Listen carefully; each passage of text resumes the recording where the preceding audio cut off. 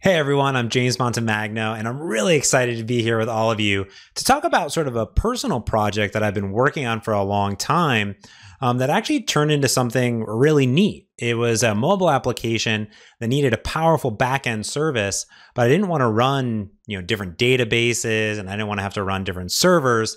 So I leveraged Azure functions with my Xamarin mobile applications for iOS and Android to create these mobile serverless applications. And that's what I want to talk about today, taking mobile development serverless with Xamarin and Azure functions. I'm James Montemagno. I'm a principal program manager lead for the .NET community here at Microsoft. I've worked on the Xamarin team for nearly 7 years now, and my team's entire goal is to help grow and nurture the .NET community. And my love and passion is mobile development, specifically with Xamarin. I love every single bit of it, being able to take my C# and .NET knowledge and build beautiful mobile applications for iOS and Android, and also create beautiful desktop and web applications too. And in fact, when you think about it, that's sort of what .NET is all about. It is your platform to build for absolutely anything. Regardless if you want to build a desktop app, a web app, cloud, mobile game application, you're able to leverage any of the wonderful .NET programming languages, C#, F#, or VB, to build those beautiful applications and share logic across all of them. I found C# and .NET over almost 15 years ago at this point, and I love that I'm able to take the knowledge that I learned and use wonderful tools like Visual Studio and VS Code to craft these applications. Now, here at Microsoft, we want to also ensure that you have essential tools for mobile success. And when it comes to .NET, of course, you want to be able to build beautiful native applications. You want to build, test, distribute, and learn. And you also want to integrate into an intelligent cloud. And that's why we have Xamarin, Azure DevOps, App Center, and GitHub, and also Microsoft Azure for everything that you need, really for essential success when it comes to mobile development. Now, when it comes to building applications, let's start there. Now, for me, being part of the Xamarin team for almost 7 years, our goal and mission has always been to delight developers. And this is what I came into when I started mobile development with Xamarin. Xamarin enables you to leverage your C# and .NET skills to take advantage and build beautiful native iOS, Android applications all in C#, and also share your application logic with other .NET applications, whether it be desktop for Mac or Windows, or web or IoT or games. And you build out a big shared C# business logic layer, but at the end of the day, you get a beautiful, high-performant native application. But as the years have gone on, we've really focused on enabling developers to build cross-platform applications. And that's why the team is dedicated to ensuring that you have essential libraries that enable you not only to get access to iOS and Android APIs, but to build out cross-platform native user interface and access those native APIs for iOS and Android from your shared business logic. That's where Xamarin.Forms and Xamarin.Essentials comes in. Here we can see that you'll always have your business logic on the bottom. That's your models, view models, RESTful service calls. But then you have Xamarin.Forms, which is cross-platform native user interface, gives you an entire MVVM framework to use. And then you have Xamarin.Essentials, another library from an amazing team of developers here at Microsoft, giving you access to over 70 native features such as camera, connectivity, picking folders and files, vibration, text-to-speech, all from shared cross-platform APIs. So this means that as a developer, you have access to build cross-platform native UIs, access native APIs for each platform, all from 100% shared code. But you always have access to the underlying native platform from C# for iOS, Android, or the desktop operating systems. And this is what's truly awesome. Let's talk really quick about that native API access. And this is something that has been near and dear to my heart, but also Xamarin's heart as its core foundation for many years, is enabling you to access these great APIs from C#. Now, as the different operating systems have gone on, a lot of these APIs are similar. So instead of having to learn iOS APIs, Android APIs, Windows APIs, Mac APIs, the team came together and they built Xamarin.Essentials, which gives you a single API to access those native features. And there's about 70 of them built in. It's completely open source under MIT, available on GitHub as well. So you can go and check out the source code and you just add it as a dependency NuGet into your project. In fact, every single Xamarin application, when you do file new, has Xamarin.Essentials built right into it. Now, when it comes to the user interface, I talked about Xamarin.Forms. It basically does very similar things to Xamarin.Essentials, but instead of native platform features, it gives you native API access for user interface. So instead of having to create 3 different UIs, you create one beautiful cross-platform UI with Xamarin.Forms. So for example, over here on iOS, we have a UI activity indicator, on Android a progress bar. Well, instead of making that twice, you create one cross-platform XAML user interface and you get one API with Xamarin.Forms called activity indicator. Over here for a slider, you have UI slider and seek bar. Well, you get one slider. They have their own properties, they have their own names, but at the end of the day, what Xamarin.Forms does is it gives you that abstraction while still leveraging the native APIs for the user interface. So even though you're accessing creating a Xamarin.Forms slider, what's displayed to your users is the native UI slider and the native seek bar on Android, and of course for Mac and Windows as well. So before we get any further and talk about serverless, let's just go and let me do a quick Xamarin demo over here. So let's hop over to my desktop. All right, here I am. What I'm going to do is I'm going to open up Visual Studio 2019. And what we're going to do is just create a brand new Xamarin project. So I'm going to say new project. And here I'm going to get all my project templates that I have. And I'm going to select mobile app with Xamarin.Forms. I could, of course, add on other projects like TV or watch or different iOS extensions. But this is going to give me my base project. So here we have this brand new dialog that shows me what type of application I'm going to build. Let's just do a new blank application here and just hit create.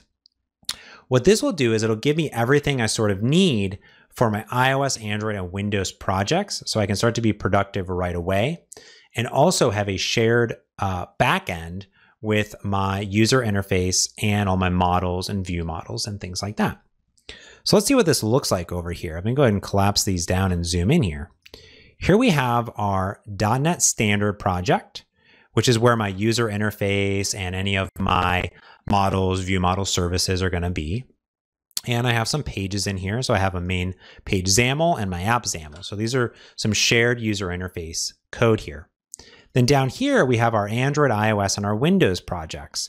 And these are our head projects. So if I wanted to access native APIs there, I could go ahead and write some code in those projects and get access to the native APIs in C#. But for most of our work, we're just going to do everything in our XAML pages here. So what I'm going to do is just first start over on Windows. And let me just go ahead and compile this up. And what we'll see over here is I have a XAML page that has a stack layout, has a frame here that says welcome to Xamarin.Forms with a background color. I have a few labels here. It's kind of telling me how to start my development. And I'm just going to hit debug over here. And what this is going to do is just start my application right on the desktop. There we go. And let's just go ahead and let me just pin this over here and bring this over here and move this over here. There we go. So I have my app on the right-hand side. And the first thing I want to show you is on the left-hand tree in Visual Studio is my live visual tree. This is going to show me all of my elements that are on this page. So I can actually click on it, go to it. What's really nice here is that I can also come in. I can start to modify my user interface right here. So let's say I want this to be pink. I get rich IntelliSense. As I sort of hover and update on this, we can see that it updates in real time. I can say, welcome to Xamarin.Forms. I'll say, hello, AzConfDev2020. Then I'll update, and I don't even have to hit save. I immediately get that really tight iteration loop directly on my PC. So I have all of these changes here, and this is really nice. This is iterative hot reload. It's sort of hot reload version 2. And what I can do is prove that this is actually just doing a diff, because let's add an entry in here. There we go. And I can say, hello, everyone, exclamation point. And now what I'll do is I'll change this back to, let's say, blue. And notice that over here inside my application, the state is saved, which is really neat, while the background color has been updated automatically for me. So I get all my features here of my live visual tree, my hot reload, everything that I need. And when I'm ready to go to iOS and Android, I just simply set iOS or Android as the startup, and I can come in and I can select one of the devices and hit debug. What this will do is now take my changes in my application, compile up a native Android application, and then deploy it right to my Android emulator. And the teams worked really hard to ensure that the Android emulators work really great with Hyper-V. So if you're doing Docker deployments or other things like that, it's going to work great out of the box. Or if you're using AMD, it will also work great there. So like I said, this is going to go through some iteration. It's going to go and deploy the application. We can see it's actually signing, it's copying. It's going to start a real live debug session on my Android emulator. So let's go ahead and bring that up over here. There we go. It says, hello, AzConfDev2020. I get the same exact user interface controls that I would expect inside of Visual Studio. I get my live visual tree, so I can tap around. It takes me right to the code. Again, I can say hot pink, hit save. I get the adornment there. It updates in real time for me. So I can start working and iterating on my application, regardless if on iOS, Android, or Windows. And if I'm on iOS, you can actually just take your iOS device, plug it into your Windows machine, and use a technology called iOS Hot Restart that enables you to rapidly iterate on your iOS application directly over USB for Xamarin.Forms, which is really neat. So there you go, a very quick introduction. What a Xamarin.Forms application looks like. Let's head back over to the slides really quick.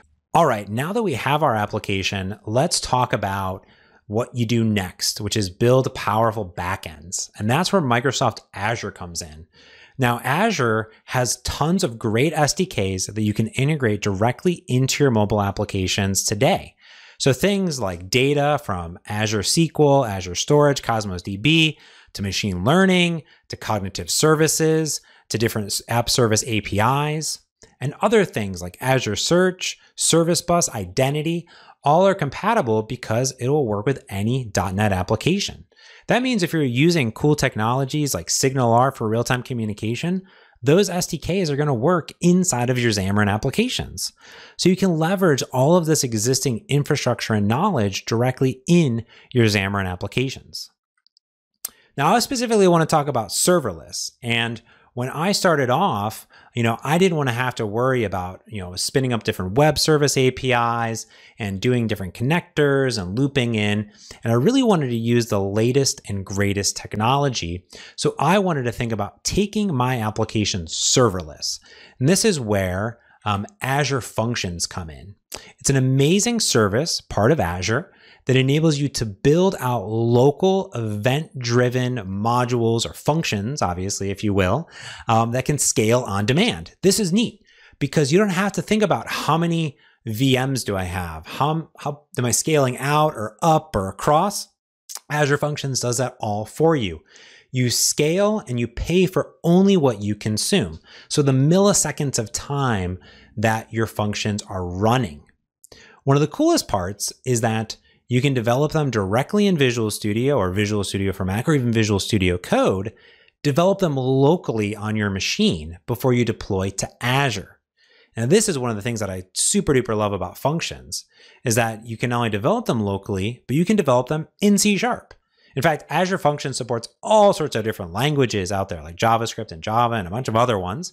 But I love that I can actually share and use C# and .NET directly on my machine with Azure Functions and then deploy it and then connect directly from my mobile applications or any other application because it's just a function. Now, when I say event-driven, what I mean by that is that there are triggers or how does this thing start? So there's a lot of different scenarios that, that work with Azure Functions. So for example, here, let's say that you have a PDF file that you're going to add to blob storage. Well, that could trigger off an Azure function that grabs that PDF file, runs it through cognitive services for OCR, and then puts it into a SQL database automatically. So the trigger here has an input, which is that PDF file, and an output, which is that SQL database entry. Another one is you have a mobile application that's calling a web API that then inputs data into Cosmos DB, maybe perhaps then triggers off data transfer functions, and then sends a notification back to all the mobile applications when it's done automatically for you. So this way you're not doing the processing inside of your mobile application. It's just a function waiting out there to be triggered. Or how about this one? Maybe just a scheduled task that automatically runs every 15 minutes to just remove duplicated data entry inside your database. It's an amazing way of cleaning up data, all with Azure Functions. So you can use these Azure Functions directly from your mobile applications by calling them, or as a complement, right? You could have them upload, anyone could upload a file into blob storage, but your mobile application could too. And then it could then fire off, resize something, or do something with that file. So before we talk about combining the two, let's just go ahead and do an Azure Functions demo here. So what I'm going to do is close out of this Visual Studio. We'll just hit Don't Save there. And I'm going to open up a new instance of Visual Studio here, and we're going to create an Azure function. So again, I'm going to say Create New Project.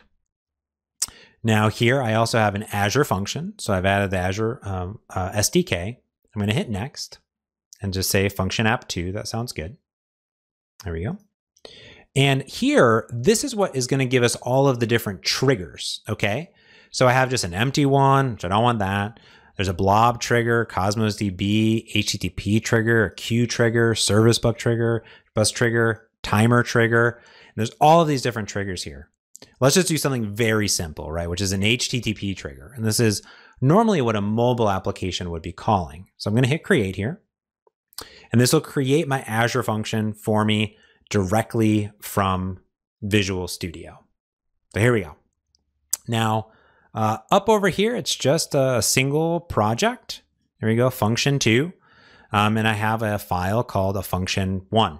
You can have as many functions inside of a single function. There's sort of a grouping. It's a grouping of actual functions inside of a project. So you can have as many as you want. You can have different settings and everything will run here. But let's look at this code. If I go ahead and drop this down, we'll see that I have a function, which is called function 1. So that's the actual method that'll get called. This is has a run method. And the method name is not actually very important. It's just run is the default. What this will do is it'll have an HTTP trigger. So this is saying that this function will get triggered based off of an HTTP trigger. And that's how it will run. And this here will have an authorization level of function. So when I deploy it into Azure, it'll give me a unique URL and key that is required to call this Azure function. You can also mark it as admin, anonymous, system, or user, so you can play into the different authentication systems that you have. And I even get an iLogger. Now what this function does by default is it takes in the URL, it looks for the query of name, takes that, it serializes it up, deserializes the object, and then what it does is just prints it out and says, hello, blah, blah, blah, this was triggered successfully. So what I can do is add a breakpoint here and run it locally. It's kind of cool. And this is going to just run the Azure function CLI locally on my machine. So this is running here, everything's looking good, and it gives me a full URL of localhost 7071 API function. You can rename this, you can map it to whatever you want. So let me go ahead and just pull this up over here. Just go ahead and run it here. I'm going to type it in, and I'm going to add a query of name of James. Now what we can see is that this got hit. It's going to log that out to the system. So if I bring this up, we can see that there's a console log right here. Then what I'm going to do is I'm going to grab the query, and the name here is James because it was a query from my URL. This is going to read any information that's coming from the stream, if there's data, and there is no data, so it's just going to be name. And it's going to basically just print it out. So here says, hello, James. This HTTP trigger was successful. All right there. Boom. And it just called. So anybody could call this if I deployed it, and I could then process it and do whatever I want. All right, let's do something a little bit cooler with the Azure functions. So what I'm going to do over here is close this down and close down this Azure function. And let's create one more. I'm going to go open another Visual Studio here. And we're going to create another project. But this time, instead of doing an HTTP trigger, I really want to show you the power of Azure functions. So what I'm going to do is I'm going to create a blob trigger here. So this is for Azure storage. And that's what I would want to go ahead and use. And here we can see it's going to look for anything that's coming into samples work items. Okay. So I'm going to hit create. And what this will do is give me another function inside of this project. And I could have added another function previously, but I'm just going to go ahead and just do it right here with this one. So again, we're going to get our Azure function. We have our single project. We have our function here, and we have different settings. But if we look, it looks a little bit different. Let me go and drop this down a little bit for us here. And what we see is that instead of a HTTP trigger, we have a blob trigger. And that means that it's going to be connected to our Azure storage. And by default, when I debug locally, it'll be my local Azure Storage Explorer. And whenever a new file is added, it will automatically trigger and pass in a stream of that file to the function for me automatically. So here it will log the information, and then it will go ahead and print it out. Now, what I can also do is write a little bit more code here. So for example, what I'll do is let's just go ahead and copy some code in that basically just comes in and reads the blob, reads the text, and then outputs it to the log information. Now, what I'm going to do is I'm going to go ahead and boot up this Azure function here. And what's neat about developing locally is that I not only can test this function for HTTP, but I can also use the Azure Storage Explorer here. Over here, I have a blob container emulator with the samples work items right here, which is kind of cool. And I've created another blob container called process, and we'll use that a little bit later. But here, what I'm able to do is, let me just go ahead and grab from my desktop this file. There's like, says hello world, like nothing fancy. I'm just going to go ahead and drop it in here. Okay. Now, it's probably so fast that I forgot to put a breakpoint. But if we look over here, we can see it says hello world. Just dropped it right out. So let's go ahead and delete this one, and let's go ahead and add it again so we can add the breakpoint here. Go ahead and drop this over. Boop. And you can see how fast it is, right? It just immediately hit it. The name of it is new text document.txt. The length over here is 13 bytes. And if I add another breakpoint down here, remove this one, we'll see that the info that's coming in is hello world. So we can go ahead and pin that on here. And there it is, hello world. Okay, with new lines apparently too. And then I'm just going to print that off to the line. And there we go. Just like that, I'm able to add this into my emulator here and get it running. I could do a bunch of other things, right? I could have processed that text, added it into a database. It could have been an image. I could have processed that image. I could have done a lot more.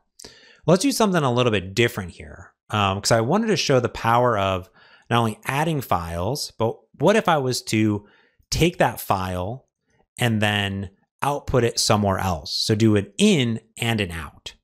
So here's what we're going to do. Is the first thing we're going to do is I'm going to add another parameter onto this function. And this is going to be a blob. So instead of a blob trigger, we have a blob. Now what's cool here is that the blob trigger will automatically happen for me whenever a blob is added. But here I'm going to say I'm going to write to this blob. I could have as many as I wanted. I could also have read blobs, and I could read a very specific file every single time. But what this is going to do is it's going to say, I am going to output a blob to this process container with the same name that was passed in. So what I can do here, for example, is not only log it, but let's go ahead and simply add in encoding and say, get the bytes over here, hello from code, and then output that into the out blob, okay? So every time I take it in, I could go ahead and do this. And in fact, what I could do is I could, maybe take this info and then add it in there so we can bind the two together, right? So I'm taking the file, processing the file, taking the data, adding it to a new file whenever that trigger is occurring here. So let's go ahead and boot this up again. There we go. Now what I'm going to do is open it over here. Now let's make sure there's no files in here. There's nothing in here, but here's the sample work. Let's go ahead and drag and drop this file in here, just like that. Got it. It's got the info, which is hello world, and now it's going to write that new blob out. So here it has the file. I go to process. I'm going to hit refresh. There's the new text document. If I double click and open this, what we're going to see is that it says hello world, hello from code. We've literally taken it from a trigger, parsed that data, created a new file in a different Azure storage blob container for me, and written that contents out automatically. Now, these are very rudimentary examples of just some of the things you can do with Azure Functions, but I wanted to show you the power in just a few lines of code, me being able to add and access these triggers and blob inputs and outputs. And you can connect to a bunch of different services, not just the ones that I listed earlier. Let's head back over to the slides really quick here. There we go, cool. So now that we know a little bit about mobile application with Xamarin and serverless backends with Azure Functions, we can combine the two together to make something very powerful. And earlier this year, Animal Crossing, a game for the Nintendo Switch, came out. And in my spare time, I combined these two pieces of technology to create an application called Island Tracker. And Island Tracker has a very simple premise. The idea is that inside of Animal Crossing, there are this sort of turnip prices, something you buy and sell in the game. And you can go to other friends' towns and islands and buy and sell. So every day I was text messaging all my friends, and people have WhatsApp groups and things like that. But what I wanted to do was make it very easy to have an application that I could share my data with my friends. And that's where Island Tracker came off of. My goals with this application were to create a beautiful, great looking cross-platform iOS and Android app, to be able to track weekly turnip prices and get predictions, sync my data with a backend, have a simple friend system with no login, which I'll talk about here as we talk about this backend, and also be able to view and synchronize my friends' statuses and prices throughout the week and every single day. And going forward, I wanted to ensure the backend that I picked and the front-end UI that I picked could also allow me to add push notifications and even add desktop support down the road. So I wanted to ensure that as I was building this application and picking my different technologies, that I could implement all of this into my app. And that's where Island Tracker came from. As you can see here, I have a beautiful iOS and an Android application where users are able to parse and send and share their turnip prices for their towns, or predictions, or gate codes back and forth easily inside of the application. They can send friend requests, they can do a bunch of stuff back and forth. Now for the back end, it's very simple. For some reason in my mind, I wanted no databases and I wanted no servers. That's what I wanted. Since I was building this in my spare time, I wanted to have it'd be very, very simple to go off and not have to worry about scaling up servers, scaling out servers. And I didn't want to have to run an Azure SQL server all the time, mostly because I wasn't really sure how popular the app would be. So I didn't want to overinvest, but I wanted to give it a way that I could scale out in the future. And the cool part here is with Azure Functions is that I could then switch backends at any time in the future if I needed to, swap to a database if I needed to, but it could also scale on demand, which means if no one used my app, which would have been sad, I wouldn't have had to pay anything. If tons of people use my application, well, it would have only been on-demand pay-per-use. That was my goal because I wanted to use Azure Functions. So what I did is I combined the power of Azure Functions with Azure Table Storage.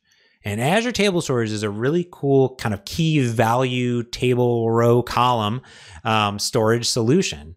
It's, kind of like, it's not NoSQL, it's not SQL, it's table storage. And it has a unique API that enables you to add rows that have columns associated with them. And I wanted to have this type of architecture. My Azure function would sit in the middle between my mobile application and my Azure table storage.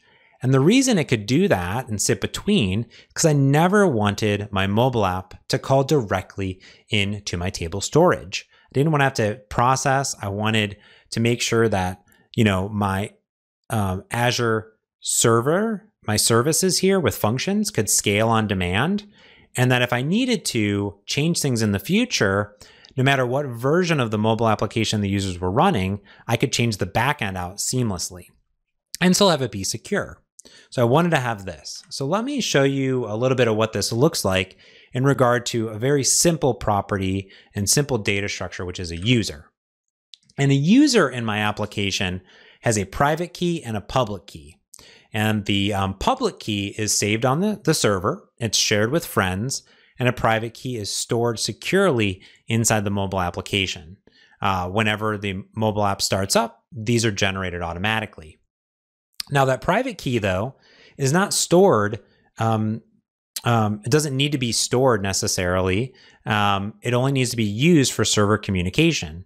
So both of these keys are on the server for the user, but only the public key is shared to other users, where the private key is used for communication for authentication. That public key, like I said, is the friends system, sharing data with friends.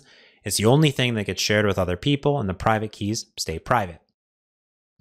Now, what I also wanted to do was ensure that it was easy to create codes and also share that with friends, and that these private keys would be unique. So I just use GUIDs.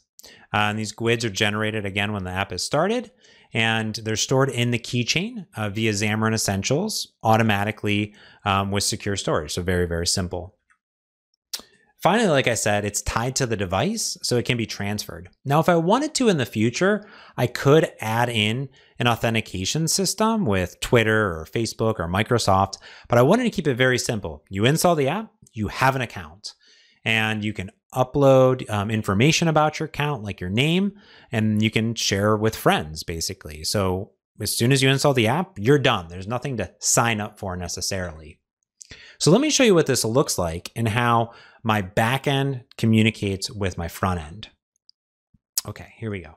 So I'm going to close down this, and let's go ahead and bring up my island tracker application. This is going to look a little bit bigger because I have a lot of different projects in here. The first thing is that we'll note is that I have some projects down here. I have my iOS and my Android application right down here. And I also have that big shared .NET Standard project. But instead of just having my views inside of here, I have view models, I have services like a data service, helpers, controls, converters, models, everything inside of here. But I want you to also note that I have my Azure functions right here, and I'm actually sharing my, my data model objects between both my Azure functions and my mobile applications. So anything that's stored up into the Azure table storage is the same exact data object as what is displayed in my mobile application. So when I open up user, here's my user. It's an island name, it's a name, the fruit that it has, the time zone, status, friend code, public key, dodo code, status inside of here. It also has a turnip price, which has different information about the turnip. And these data objects are going to get passed up into my server automatically for me. So it makes it very easy to go back and forth because all of my data structures are the same. As soon as I add a new property, it's automatically going to be synchronized between my backend and my front end. So like I said, I have a lot of different projects and properties inside of this shared code. So you can see lots of pages, right? Inside of here. I have lots of view models associated with these inside of here too. But I also have some Azure functions. So the one I want to show you is create profile. So I use HTTP triggers for all of my different communication between my backend and my front end. Now, the difference here is that I still use an HTTP trigger here. This is going to be create profile, but I also then say, give me a cloud table for my Azure table storage, and it's going to be the user table. And when I get that, it's going to enable me to do different reads and writes. So I can say cloud table, I can create async, I can execute async, I can batch up queries, I can see if it exists immediately from that code. Now I do a bunch of different parsing for the different backend and front end, the token for authentication. But what it comes down to is I pass it a JSON blob of data. And then as long as it's valid, what I do is I create a user entity that's going to be stored into my table over here, which here's my user entity. Here's what it looks like. It's a table entity, which comes from the Azure Table Storage SDK, and it has some information about it that's being passed back and forth. And then what I do is I do an insert or update on that data object, and I insert it into the database. Or in this case, it's not a database, but it's Table Storage Explorer. So here's what I'm going to do is I'm going to set this as my startup project, and we're just going to go ahead and run it over here. Now, this is going to give me access to be able to test everything locally on my machine. You can see right here, it has created all of these different API backends for me to call. And some of them also take in parameters like a public key or a public key and a friend public key to do removing of friends or getting of friends. So we follow RESTful services here. But some of them are as simple as say, give me my friends, and it gives me all my friends from my public key back, as long as I'm validated there. So that's going to be running locally. Now, over inside of my mobile application, I have a data service, and the data service is going to call and parse that data up back into my backend or my Azure function. So here I create my user object. I get my public key from the key store. I see if I've been registered or not. And I call either update profile or create profile. And what this does is just simply call off to API/create profile with the code, and it calls post async. And that's just going to make a very simple HTTP request via post, gets the content, sends it up to the backend. So let me go ahead and open up the application here. I started this up. It's a brand new install. So what it's going to do is going to ask me for a profile. So what I'm going to do is I'm going to go into my Table Storage Explorer, and what we have here, similar to our blob containers, is tables. So I've generated a friend request, and a user. So under user, we have nothing in here just yet. There we go. Here I can say James. I'll say Cool Island. We can pick a fruit over here. I'll say orange. And I have no friend code. I'm just going to hit create. Now what we'll see is that if I pull up my Azure function here, we can see that I've logged that the create profile has been called. That's kind of cool. And then if I go ahead and refresh the data here, whoa, look at that. Immediately, we can see that I have data directly in here. I have my different keys of my application for my user, James, Cool Island, the fruit ID, and an emoji over here. Now, what I'm able to do in my mobile application is not only, create my profile, but I can go in and I can set what my different turnip prices were. So if I say it was 60/60, I can look at my predictions here up top. We can go ahead and pull this down. There we go. My different predictions that are coming in. I can go to my different days. I can hit sync here. It's going to sync really fast. I can hit refresh. And we'll see that now I've synchronized that data up into my Azure table storage, which is really cool. So if I look once again into the application code, I have that update profile and update turnip prices. So when I hit that turnip price update, it passed in very same thing. It went and grabbed the user table. It said I called the update turnip prices function, got the JSON, grabbed the data, and then updated the user data and merged in the user entity. And I was good to go. It was very, very simple. to add that data back and forth. And that's really how easy it is to create this function. Like I just called an HTTP endpoint. I didn't do anything special. I just went up, called it, passed it data, and the Azure function handled all the heavy lifting for me automatically, which is quite amazing. Now, let's go a little bit further because there's a lot of other things that you can do with Azure table storage, because you can have multiple tables. They can have crisscrossing information inside of them, and they're very powerful. So what I did is I created a friend system here, and the friend system is really unique.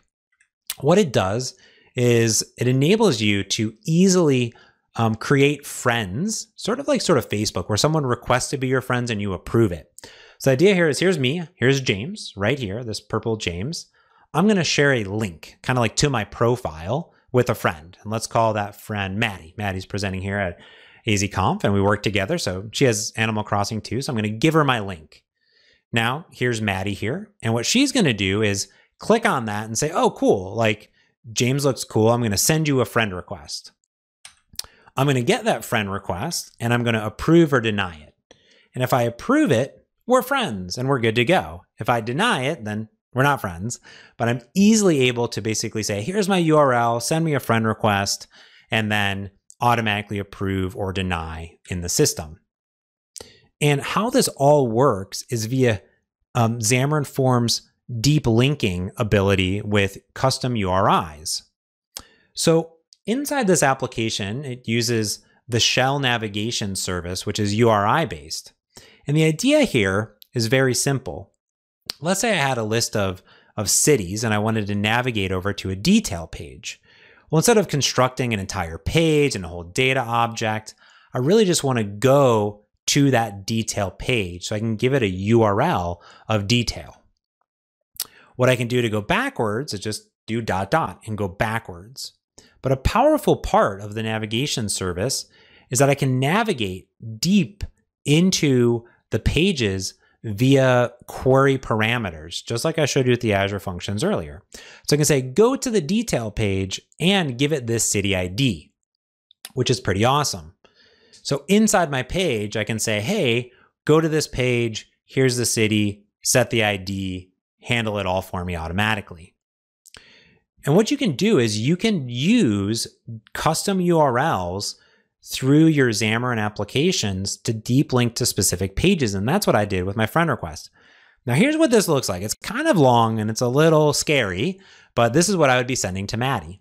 It's very simple. The first part here is AC Island Tracker. That's a custom URI data scheme that I am going to accept in my application.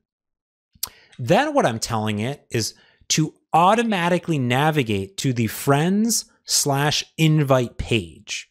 So when this is received, it will automatically, through Xamarin.Forms, navigate to friends, to invite, and then go ahead and pass it this information. The ID, which is my public ID, and just a display name. So just that way I don't have to do any lookups, I just pass it automatically in my code. Now what's cool here is that Xamarin.Forms, I can handle all of that in one single place. Inside of the application, I get this little on app link request received. And here what I'm doing is I'm going to go ahead and automatically parse the public key, make sure I'm not myself, opening it up. I'm then going to go ahead and say, go to, and it's going to go automatically to the friend/invite and pass that data across. And here's what that looks like in action. Let me play this little video here. There we go. I clicked on the link, it went to the friends page. Clicked on the link, went to the friends page automatically, which is really cool. Let me show you what that looks like here in action. So what I'm going to do is I still have my Azure function running here, and I have my main one here, and let's open another emulator and open up Island Tracker over here. So now we have two different devices, and this doesn't matter if it was iOS or Android. They both happen to be Android.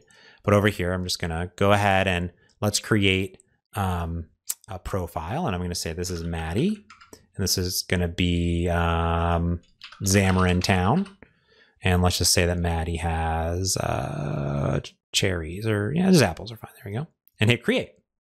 This is going to call that backend. And I want you to note here that what we'll see as I refresh is now we have Maddie inside of here, right there, which is cool, right? So here's what's going to happen is I'm going to pop back up my Android emulator, and Maddie's now right here. And let's go ahead and let's just update her prices over here. We'll say 60 and 100 and save those up. Good to go. And now let's become friends.